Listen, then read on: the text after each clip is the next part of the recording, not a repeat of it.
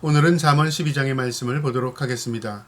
이 12장의 내용도 잠언 10장부터 22장까지 이어지는 375개의 경구 가운데 한 부분인데요. 한 절 한 절 하나님께서 주시는 지혜의 말씀이 담겨져 있습니다. 오늘도 이 12장의 말씀을 통해서 하나님이 주시는 지혜를 얻는 시간 되기를 축복합니다. 12장 1절에 훈계를 좋아하는 자는 지식을 좋아하거니와 징계를 싫어하는 자는 짐승 같으니라. 여러분, 어떤 사람도 훈계를 좋아하는 사람 없습니다. 어떤 사람도 야단 맞는 거 좋아하는 사람 없습니다. 그런데요, 이 훈계를 받는 사람이 지혜로운 사람이랍니다. 이게 무슨 의미냐면요, 우리가 어떤 사람의 교훈, 어떤 사람의 책망, 어떤 사람의 훈계를 받을 때 내 마음을 열면요, 그것이 들려집니다. 그러니까 내가 그 사람의 감정을 받아들이는 게 아니라 그 사람이 하고 있는 말의 의미를 내가 마음으로 받아들이게 되면 내게 유익이 된다, 그 말이죠. 그러니까 훈계는 결코 우리가 마음으로 받아들이는 자가 지혜로운 자라, 그 말이죠. 그런데 미련한 자는 그 훈계를 거부합니다. 그러면 어떤 결과가 있냐면요, 짐승하고 똑같다, 그 말이죠. 여러분, 짐승은 사람의 말을 알아듣지 못합니다. 그래서 짐승은 사람이 어떻게 돼야 하냐면요, 먹을 것 주고 얼레 주고 그 다음에 이렇게 쓰다듬어 주면 좋은 줄 압니다. 마음은 중요한 게 아닙니다. 그런데 짐승은요, 내가 좋은 마음을 가지고 있어도 야단을 치면요, 겁을 내고 때로는 또 화를 냅니다. 무슨 의미를 가지고 있냐면 바로 사람도 그렇다, 그 말이죠.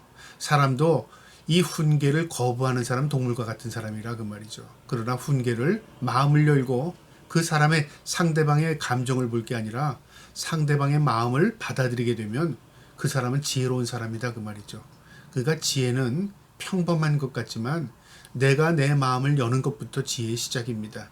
저와 여러분이 어떤 상황 가운데서 그것을 바라볼 때 감정보다는 우리가 어떤 상황을 하나님이 주시는 환경적인 마음으로 받아들일 때 우리가 참된 교훈을 얻지 않을까, 그런 생각도 해봅니다. 2절에요. 선인은 여호와께서 은총을 받으려니와 악인을 꾀하는 자는 정죄함을 받으리라. 당연한 말이죠. 선하게 사는 사람은 하나님께서 은총을 베풀어 주셔요. 그리고 악을 행하는 자는 하나님이 정죄, 심판하신다, 그 말이죠. 이게 하나님의 법칙입니다. 우리 인간은 누구나 그런 다 마음을 가지고 있습니다. 내가 잘못하면 벌 받은 게 당연하다고 생각하고요. 또 내가 잘하면 칭찬받는 거 당연하죠. 근데 오늘날 세상을 보면 그런 논리가 적용이 되지 않습니다. 왜냐하면 악이 관영하기 때문에 그렇습니다. 그런데 성경을 보면 그 사상, 그 맥이 분명히 있습니다. 내가 선하게 살면 하나님의 보상, 하나님의 은혜가 있고요. 내가 악하게 살면 하나님의 징계, 하나님의 심판이 있는 것입니다. 이건 불변입니다. 상황을 초월하는 것입니다. 지금 우리의 눈에 보이지 않지만요, 그것은 언젠가는 반드시 그대로 이루어집니다. 그래서 주님이 이 땅에 오시면 마지막 때는요, 심판을 통해서 모든 것들이 드러나게 될 것입니다. 6절 보겠습니다. 악인의 말은 사람을 엿보아 피를 흘리자 하는 것이거니와 정직한 자의 입은 사람을 구원하느니라. 악인은 사람의 피를 흘린답니다. 그러나 의인은 사람을 구원한답니다. 사람을 살리고 사람을 죽이는 것이 선과 악입니다. 내가 아무리요 선하다고 해도 다른 사람을 해를 입히고 다른 사람에게 손해를 입히는 것은 악입니다. 내가 아무리 다른 사람이 악하다고 말할지라도요, 남을 구원하고 남에게 선을 베푼다면 그건 선한 것입니다. 그러니까 선이라는 것은 입에 있지 않습니다. 삶에 있습니다. 하나님이 우리를 가장 기쁘게 여기시는 게 뭘까요? 구원의 의미입니다. 내가 구원받는 거 하나님 기뻐하시고요, 나를 통해서 죽어가는 영혼을 구원하시는 것, 그거 하나님 기뻐하십니다. 내가 구원하는 거 아니고요, 하나님께서 나를 도구 삼아서 구원의 손길을 내밀게 하십니다. 그래서 우리는 복음에 우린 전도자가 돼야 되고요, 그리고 우리는 사람을 살리는 일에 하나님의 동력자가 돼야 하는 것입니다. 하나님이 그것을 기뻐하시기 때문에 그렇습니다. 8절에요. 사람은 그 지혜대로 칭찬을 받으려니와 마음이 굽은 자는 멸시를 받으리라. 지혜로운 자는 하나님 앞에 칭찬을 받습니다. 당연하죠. 마음이 굽은 자는, 삐뚤어진 자는, 그러니까 왜곡된 자는 멸시를 받는답니다. 마음이 삐뚤은 자. 그러니까 우리의 사람이 정도라는 게 있습니다. 가지 말아야 할 길이 있고 가야 할 길이 있습니다. 행해야 할 이 길이 있고 행하지 말아야 할 길이 있는 것입니다. 그것을 구별하는 게 지혜입니다. 그런데 사람들은요, 그거 구별하지 않고 무엇으로 판단하게 되냐면 많은 사람이 간다. 아, 좋은 것이라고 생각하고요. 내게 유익이 된다. 그것은 선하다고 착각하는 겁니다. 여러분, 선이라는 건 뭐냐면 하나님이 기뻐하는 길입니다. 생명이 있는 것입니다. 하나님이 우리를 위해 구원의 길을 베푸시는 것이 선한 길입니다. 우리가 그 길을 가야 하는 것입니다. 그리고 11절에요. 자기의 토지를 경작하는 자는 먹을 것이 많거니와 방탕한 것을 따르는 자는 지혜가 없느니라. 토지를 경작한다는 것은 성실하게 사는 자, 근면한 자, 그리고 자신에게 맡겨진 일을 책임을 감당하는 자, 이런 자들이 경작하는 자로 표현합니다. 그러니까 성실하게 자기에게 맡겨진 일을 감당하는 자죠. 그런데 방탕한 자는 어떤 자입니까? 즐기는 것에 기뻐하고 쾌락을 즐거워하고 그리고 게으르고 나태하고 이런 거죠. 이런 자들은 지혜가 없는 자랍니다. 그러니까 삶의 태도를 통해서요. 저 사람이 지혜롭구나, 저 사람이 어리석구나가 나타납니다. 삶의 태도입니다. 내가 어떤 삶의 태도를 가지고 있느냐는 그 사람의 인생을 결정할 수 있는 것입니다. 저와 여러분이 토지를 경작하는 자처럼 하나님 앞에 맡겨진 일에 최선을 다하며 살아갈 수 있기를 축복합니다. 12절에요. 악인은 불의의 이익을 탐하나 의인은 그 뿌리로 말미암아 결실을 맺느니라. 불의한 이익, 뿌리로 말미암아 무슨 말이냐면요. 불의한 이익은 정당하지 못한 거죠. 불의하게 취하는 것입니다. 그러니까 욕심스럽게 취하는 것이거나 남의 손해를 생각하지 않는 거죠. 이게 불의한 것입니다. 그러나 의인은 그 뿌리로 말미암아 결실한답니다. 정직하고 성실하고 근면하게 뿌리가, 그러니까 바른 정도의 삶을 살아가는 거예요. 내가 심겨져 있는 그곳에 깊이 뿌리를 내고 그리고 그 수분을 빨아들이는 것처럼 성실하게, 그리고 자기 맡은 일에 정직하게, 그리고 자기 테두리 안에서 그 말이죠. 하나님께서 우리에게 인생 가운데요, 다 맡겨주는 일이 있습니다. 제일 먼저 뭐를 맡겨줘? 우리에게 생명을 맡기셨습니다. 그 생명이라는 존재가 내가 내 삶의 주인이 아니라 하나님이 내 삶의 주인입니다. 내가 하나님의 뜻대로 살아가는 것, 그게 뭐냐면요, 그게 성실한 자의 삶입니다. 근데 내 삶을 망가뜨리는 것, 그것은요 하나님 앞에 죄가 되는 겁니다. 왜요? 내 삶의 주인을 결국 업신여기는 게 되기 때문에. 그래서 내가 성실하게 살아가고 내가 바르게 살아가고 내가 하나님의 기쁨으로 살아가는 것은요 하나님 기뻐하십니다. 오늘 이 말이 그 말입니다. 그 뿌리로 말미암아 결실한다. 내가 내 삶의 터전에서 바르게 살아가면 반드시 하나님께서 결실, 열매를 주시리라 믿습니다. 14절에요. 사람은 입의 열매로 말미암아 복록을 족하며 그 손에 행하는 대로 자기가 받으리라. 입의 열매로 손에 행하는 대로 무엇을 말하냐면요. 내 삶의 태도로 내가 행하는 모든 것들에 결과가 있다 그 말이죠. 내가 악을 심으면 악이 자랍니다.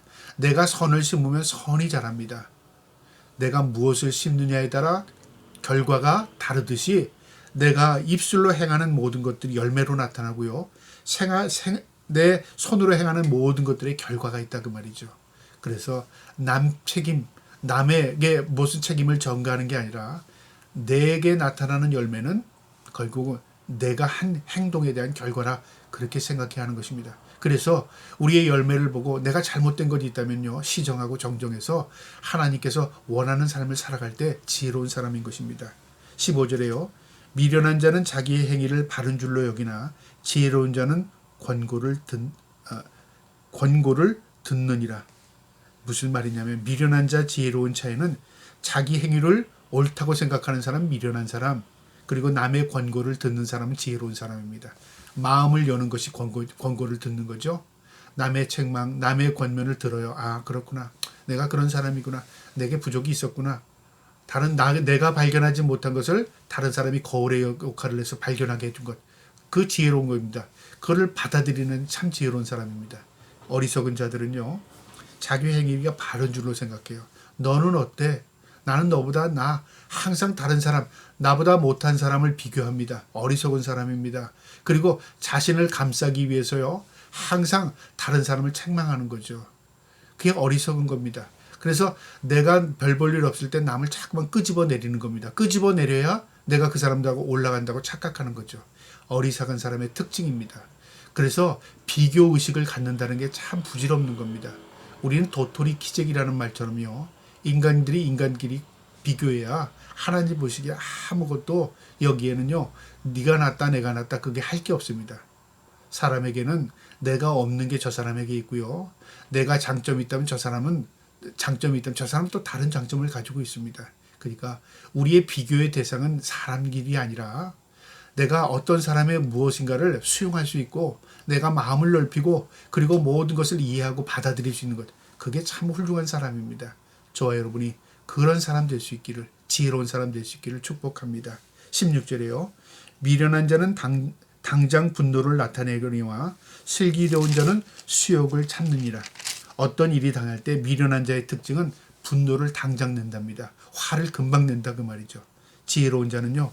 수욕을 내게 모욕적인 일이 있어도 참는답니다. 그래서 그가 참을 수 있는 자는 지혜로운 자고요. 참지 못하고 분을 내는 자는 어리석은 자고 미련한 자입니다. 그러면은 누구는 감정이 없어서 오래 참고 누구는 감정이 폭발해서 참지 못하고 우린 그렇게 생각하잖아요. 그렇지 않습니다. 그 마음을요 다스릴 수 있는 사람입니다. 그래서 우리에게 생명의 호흡을 주셨는데요. 이 호흡이 우리의 마음을 다스려 줍니다. 심호흡을 하게 되고요. 호흡을 깊이 내쉬다 보면요. 결국 내 마음이 가라앉게 됩니다. 그리고 어떻게 될까요? 그리고 내 자신을 돌아보게 됩니다. 그리고 좀 한 템포 늦춰서 그 다음 일을 생각해보고 거기에 대해서 내 마음을 표현해 주는 것. 그게 참된 지혜로운 사람입니다. 우리가 그런 지혜를 말씀을 통해서 배우기를 축복합니다. 여기 보니까 당장 분내는 사람, 이 사람은 어리석은 사람이랍니다. 저와 여러분이 어리석은 사람이 아니라 참된 하나님이 주신 지혜의 사람으로서 또 지혜롭게 우리의 삶을 우리의 마음을 다스릴 수 있는 사람 되기를 주님의 이름으로 축복합니다. 17절에요. 진리를 말하는 자는 의를 나타내어도 거짓 증인은 속이는 말을 하느니라. 진리를 말하는 자, 정직하고 정의롭고 그 다음에 공정하게 말하는 사람, 이런 사람은 의로운 사람이랍니다. 거짓 증인하고 거짓말하는 사람은 이 어리석은 사람이죠. 그러니까 그 사람이 어떤 말을 하느냐에 따라서 내면에 자신의 마음을 표현하는 겁니다. 거짓말 많이 하는 사람은요 어리석은 사람입니다. 진실하고 진리를 말하는 사람은 지혜로운 사람입니다. 그러니까 내 말로 그 사람이 어떤 사람인가를 평가해낼 수도 있는 겁니다. 18절에요.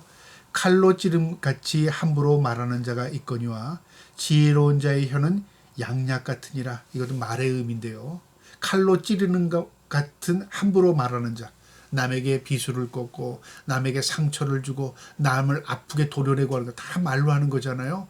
그런 사람은 참된 지혜롭지 못한 자, 어리석은 자랍니다. 지혜로운 자는요. 혀를 양식같이 사용한답니다. 양식. 남을 살리고 남을 먹이고 남을 위로하고 그 말이죠. 그래서 우리의 몸을 치료하는 것은 약이 되기도 하지만 우리의 진정으로 영혼을 치료하는 게 말씀입니다. 말입니다. 하나님께서 말씀을 통해서 우리를 치료하시거든요. 또 사람과 사람 관계에서도 말이 사랑 상대방을 치료하기도 합니다. 남을 위로하고 또 남을 또 에게 힘이 되게 하고 격려하고 하는 말들이죠. 이 말이 얼마나 상대를 위로하는지 몰라요. 그래서 내 말이 상대에게 양약이 될 때는 하나님도 기뻐하십니다. 그러나 내 말이 다른 사람에게 비수가 되어 그를 상처를 줄 때 하나님도 마음 아파하십니다. 그러니까 말이라는 게 그만큼 중요한 겁니다. 내 말 한마디 한마디로 사람을 살릴 수 있는 귀한 생명의 양식이 될 수 있기를 축복합니다. 19절입니다. 진실한 입술은 영원히 보존되거니와 거짓된 혀는 잠시 동안만 있느니라.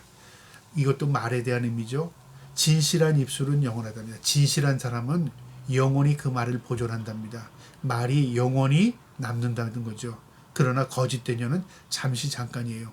그러니까 남에게 달콤한 말하는 것, 또 남에게 좋은 것 같이 아부하는 것, 이것은요 그때 뿌린 겁니다. 그러니까 하나님의 말씀이 진실하기 때문에 지금까지 3,500년, 2,000년이 지나도 그대로 우리의 마음속에 자리 잡고 있는 겁니다. 그리고 이 말씀이 진리가 되어 있는 겁니다. 그러나 세상에 사람들이 하는 말들, 그리고 또 어떤 사람들이 하는 말들을 보면요, 그 말들에 진실성이 없게 되는, 그 당시에는 그 사람의 말이 맞는 것 같지만 시간이 지나면 다 드러나게 됩니다. 거짓됐구나, 헛됐구나, 그 사람이 사람을 속였구나. 그건 시간이 지나면 말해줍니다. 하나님의 말씀은 영원합니다. 그러나 인간의 말, 그리고 사람에게서 나온 말은요 결코 영원하지 못합니다. 그래서 우리가 하나님의 말씀을 담고 하나님의 말씀을 전하고 하나님의 말씀대로 살아가면 생명을 유지하는 것입니다. 25절입니다. 근심이 사람의 마음에 있으면 그것으로 번뇌하게 되나 선한 말은 그것으로 즐겁게 하느니라. 이것도 말에 대한 부분이죠. 근심이 사람의 마음에 있다는 거죠. 근심을 마음에 두고 있으면요, 마음이 번뇌하고 고통스러워져요. 그리고 그것으로 마음이 상해요. 그러나 선한 말은 그를 즐겁게 한답니다. 그를 회복시킨다는 거죠. 그가 마음에 상처가 있고 마음에 고통스럽고 마음에 절망감 있는 사람에게 그를 돕는 방법은 뭐냐면요, 바로 그의 마음에 위로하는 겁니다. 선한 말로 그를 격려하는 겁니다. 그에게 양약이 되고요, 그의 즐거움을 회복시켜주는 겁니다. 말이 얼마나 중요한지 몰라요. 그래서 성경에는 태초에 세상을 창조하실 때 하나님께서 말씀으로 창조하셨습니다. 그리고 하나님께서 모든 것을 회복할 때 말씀으로 회복시켜 주십니다. 그러니까 말씀은 곧 생명입니다. 그리고 말씀은 살아있습니다. 우리의 말 한마디도요, 영적인 존재라면, 우리가 하나님의 은혜를 입은 자들이라면요, 말 한마디가 생명을 전하는 말들이 할 수 있는 그런 사람들 될 수 있기를 축복합니다. 마지막 28절입니다. 공의로운 길에 생명이 있나니 그 길에는 사망이 없느니라. 공의로운 길, 정직한 길, 하나님이 기뻐하는 길, 그건 생명의 길입니다. 그러나 그 길이 아닌 길은 사망이 있답니다. 그러니까 세상에 우리가 가야 할 길 두 길입니다. 생명의 길이라 사망의 길. 내가 구원받는 길이나 내가 지옥 가는 길이거나, 둘 중에 하나입니다. 중간의 길이 없습니다. 그래서 성경에 보면 예수님이 하신 비유 말씀에 넓은 길, 좁은 길이 있습니다. 넓은 길은 사망의 길, 좁은 길은 생명의 길. 넓은 길은 사람들이 많이 가는 길, 좁은 길은 사람들이 적게 가는 길. 넓은 길은 좋아 보이는 길, 좁은 길은 별 볼 일 없이 보이는 길. 그렇습니다. 그런데 생명은, 구원은 좁은 길에 있습니다. 저와 여러분이 믿음의 길, 좁은 길, 생명의 길을 걸어갈 수 있기를 주님의 이름으로 축복합니다. 아멘.